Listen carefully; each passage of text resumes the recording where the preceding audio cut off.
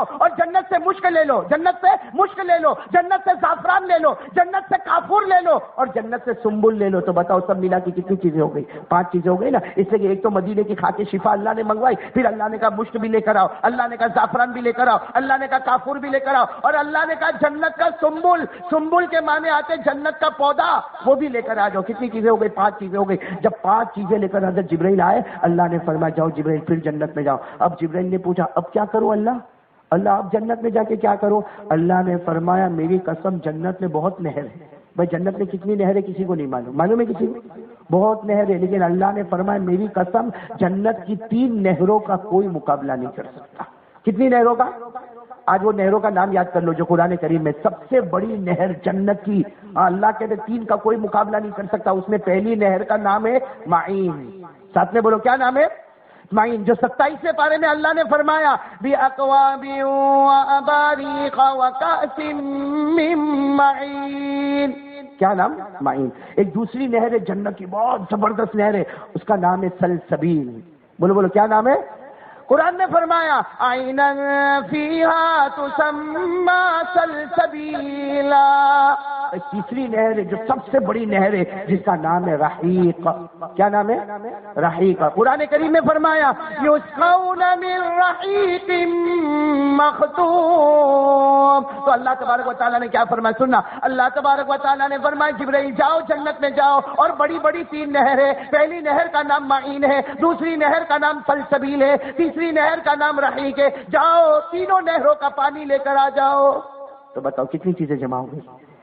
ارے بولو گے تو اچھا لگے گا. سب بولو کتنی چیزیں جمع؟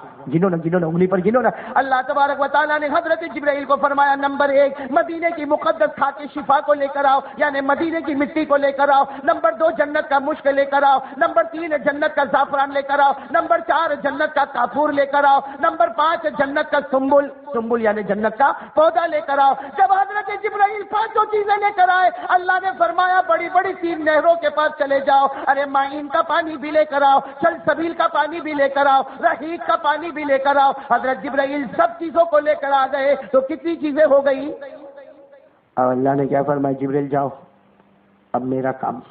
ارے بولو اب کس کا کام؟ اللہ کے سامنے کتنی چیزیں جمع ہیں. تو حضرت جبرائیل نے بڑے پیار سے پوچھا اللہ میں چلا جاؤں گا لیکن یہ بتانا اللہ ان چیزوں سے کیا بنائے گا؟ اللہ ان چیزوں سے اب سنو گے، بولو سنو گے، سب سنو گے انشاءاللہ. اللہ تبارک و تعالیٰ نے فرمایا جبرائیل ٹھہرو. اللہ رب العالمین نے فرمایا جبرائیل اگر پوچھنا چاہتے ہو تو پوچھ کے چلے جاؤ. میں نے سب سے پہلے مدینے کی مٹی، مدینے کی خاک شفا منگوائی، اس سے میں میرے نبی کے مبارک بدن کو تیار کروں گا. بولو سبحان اللہ. میرے نبی کا مبارک بدن تیار ہوگا، میرے نبی کا جسم اطہر تیار ہوگا تو مدینے کی خاک شفا سے تیار ہوگا. اللہ نے فرمایا نمبر 2 میں نے جنت کا مشک منگوایا، اس سے میرے نبی کا مبارک لہو تیار ہوگا، خون، نبی کا مبارک خون تیار ہوگا. اللہ نے فرمایا میں نے جنت کا زعفران منگوایا، اس سے میرے نبی کی مبارک رگیں تیار ہوگی. بولو سبحان اللہ. کہتے نمبر 4 میں نے جنت کا کافور منگایا، اس سے نبی کی مبارک ہڈیاں تیار ہوگی. اور کہا نمبر 5 میں نے جنت کا سنبل پودا منگوایا، اس سے نبی کے مبارک بال تیار ہوں گے. ارے میرے دوستوں میرے سر پر بال ہوں گے، آپ کے سر پر بال ہوں گے. محمد کے مبارک سر پر اللہ نے جنت کے پودے کو نچھاور کر دیا. پھر کیا فرمایا اللہ رب العالمین نے فرمایا یہ تو 5 چیزیں ہو گئی. جبرائیل تم نے معین کا پانی لے کر آئے، تم سلسبیل کا پانی لے کر آئے، تم رحیق کا پانی لے کر آئے. اللہ کہتے میری عزت کی قسم جنت کی نہروں کے بڑی بڑی 3 نہروں کا پانی لے کر آئے، اس سے میرے نبی کا مبارک پسینہ اور مبارک تھوک تیار ہو جائے گا. اب ذرا آپ سوچو گے نا تو کچھ چیزیں سمجھ میں آئے گی. اللہ نے ہمارے نبی کو تیار کیا. ذرا ساتھ میں کہو گے نا مدینے کی خاک شفا آئی تو نبی کا مبارک بدن تیار ہو گیا. بولتے جاؤ سبحان اللہ. مشک آ گیا، جنت کا مشک آ گیا تو نبی کا مبارک خون تیار ہو گیا. ارے زعفران آ گیا تو نبی کی مبارک رگیں تیار ہو گئی. ارے کافور آ گیا تو نبی کی مبارک ہڈیاں تیار ہو گئی. ارے سنبل آ گیا تو نبی کے بال مبارک تیار ہو گئے. ارے 3 بڑی بڑی نہروں کا پانی آ گیا تو نبی پاک صلی اللہ علیہ وسلم کا تھوک تیار ہو گیا. ارے نبی کا مبارک پسینہ تیار ہو گیا. میرے دوستوں اب میں اللہ کی قسم کھا کر آپ کو پوچھنا چاہتا ہوں کہ یہ 8 چیزوں سے اللہ نے نبی کو تیار فرمایا. بتاؤ یہ 8 چیزیں نبی کے چہرے پر آئی کہ نہیں آئی؟ ارے بولو نا، 8 چیزیں نبی کے چہرے پر آئی کہ نہیں آئے؟ بھائی ہمارے نبی کا چہرے انور کو دیکھو، بتاؤ اس میں مدینے کی مٹی ہے کہ نہیں؟ ارے بولو نا، مدینے کی کھا کے شفا ہے کہ نہیں؟ ارے چہرے میں خون ہوتا ہے تو معلوم ہے جنت کا مشک بھی نبی کے چہرے پر ہے۔ ارے بولو نا، جنت کا مشک بھی، ہاں مدینے کی مٹی بھی نبی کے چہرے پر ہے، اور جنت کا مشک بھی نبی کے چہرے پر ہے۔ آگے بڑھو آگے بڑھو بھائی، چہروں میں رگیں ہوتی ہے، معلوم ہے جنت کا زعفران بھی نبی کے چہرے پر ہے، بولو سبحان اللہ۔ ارے یہ پورے چہرے میں ہڈیاں ہوتی ہے، تو اس کا مطلب ہے کہ جنت کا کافور بھی نبی کے چہرے پر ہے۔ اور میرے دوستو، یہ چہرے کے اوپر یہاں بھی بال ہوتے ہیں، یہاں بھی بال ہوتے ہیں، یہاں بھی بال ہوتے ہیں، مطلب جنت کا سنبل بھی نبی کے چہرے پر ہے۔ اور میرے دوستو، ماتھے پر پسینہ آتا ہے اور زبان پر تھوک ہوتا ہے، تو جنت کی تینوں نہریں بھی نبی کے چہرے پر ہے۔ ارے میرے دوستو، ایک آخرت کی جنت ہے، ایک دنیا کی جنت ہے مدینہ، دنیا کی جنت ہے مدینہ، آخرت کی جنت وہ جنت ہے۔ اللہ نے نبی کے چہرے کو ایسا بنایا کہ دنیا کی جنت کو بھی سمیٹ دیا، آخرت کی جنت کو بھی سمیٹ دیا۔ نبی کا چہرہ دیکھو تو 8 چیزیں ہیں، مطلب دنیا کی جنت دیکھنا ہو تو بھی نبی کا چہرہ دیکھ لے، اور آخرت کی جنت دیکھنا ہو تو بھی نبی کا چہرہ دیکھ لے۔ وہ صحابہ، سنو وہ صحابی نا حضرت ابو ہریرہ کے سامنے جب یہ ساری باتیں آئی نا، حضرت ابو ہریرہ رضی اللہ تعالیٰ عنہ نے ایک مرتبہ، حضرت ابو ہریرہ ہمارے نبی کے وصال کے بعد دنیا میں تھے، بولو وصال کے بعد دنیا میں تھے۔ حضرت ابو ہریرہ ایک مرتبہ منبر پر کھڑے ہو گئے اور کہا وہ لوگ مبارک ہیں جنہوں نے نبی کے چہرے کو دیکھا، اور وہ تابعین ہیں جنہوں نے نبی کے چہرے کو نہیں دیکھا۔ حضرت ابو ہریرہ نے کہا میں اللہ کی قسم کھا کر کہتا، جس نے نبی کے چہرے کو دیکھ لیا اس نے دنیا اور آخرت کی جنت کو سمیٹ لیا۔ میرے دوستو، جس چہرے پر دونوں جنتیں ہیں، آج افسوس ہے کہ ہمارے جوان کو وہی چہرہ نہیں پسند ہے۔ ارے بولو، میں غلط بول رہا ہوں؟ اس کا مطلب ابو ہریرہ رضی اللہ تعالیٰ عنہ کے کہنے کا مطلب ہے جس نے نبی کے چہرے کو دیکھ لیا اس نے دونوں جنتوں کو سمیٹ لیا، اور جس نے نبی کے چہرے کو پسند نہیں کیا اس کا مطلب ہے نہ اس کو مدینہ پسند آیا نہ آخرت کی جنت پسند آئی۔ اب آپ لوگ فیصلہ کرو، آپ کے چہرے پر نبی کا چہرہ ہے؟ ارے ہاں بولو یا نہ بولو نا بھائی؟ داڑھی ہاں، یہ دیکھو کیسے بیٹھے ہو، لکنگ ہینڈسم بھائی، یو آر لکنگ۔ مولی احمد صاحب، اگر کوئی جوان نہیں رکھتا نا گناہ ہے۔ ارے بولو ہاں، ایک جوان میرے کو صورت میں ملا، میرے کو کیا بولتا ہے معلوم؟ بولا نا وہ عمر تھے نا، عمر، حضرت عمر، وہ ابھی ہونے چاہیے تھے۔ عمر ہے نا، عمر ابھی ہے۔ میں نے کہا ہوتے نا سب سے پہلے تیرے کو لات مارے ہوتے، تو بغیر داڑھی کے گھومتا، عمر برداشت کرتے؟ ارے بولو نا، عمر برداشت کرتے؟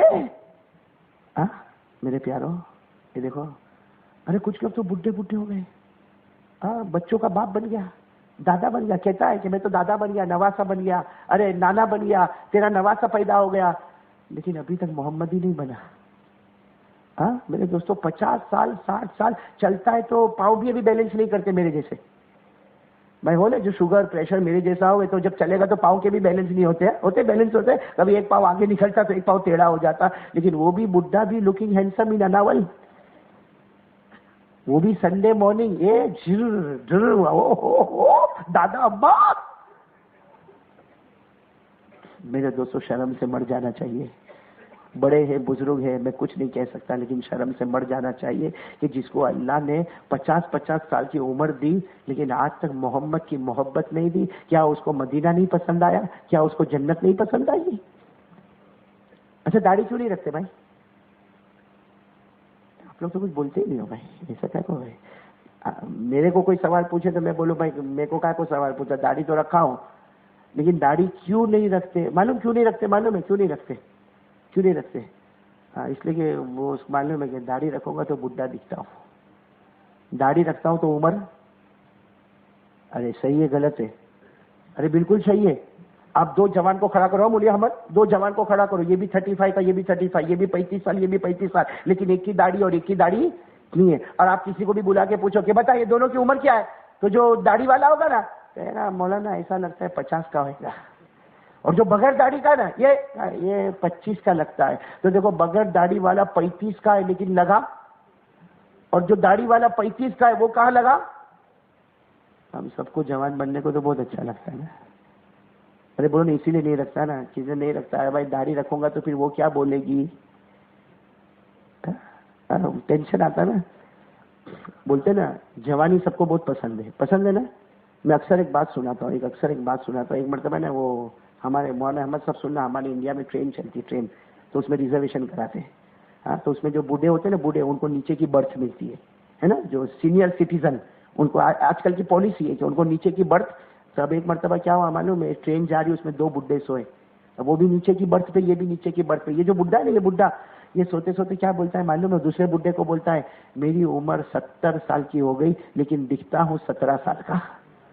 تو دوسرا کہتا ہے، وہ بھی ایسا ویسا نہیں ہوگا، وہ کہتا ہے او میری 80 سال کی عمر ہو گئی لیکن میں دکھتا ہوں 18 سال کا.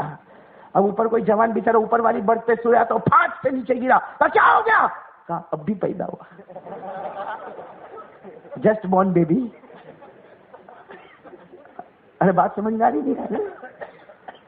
میں نے ابھی کچھ دن پہلے ایک بڑا عجیب، مولانا یعقوب صاحب ایک بہت عجیب بات پڑھا.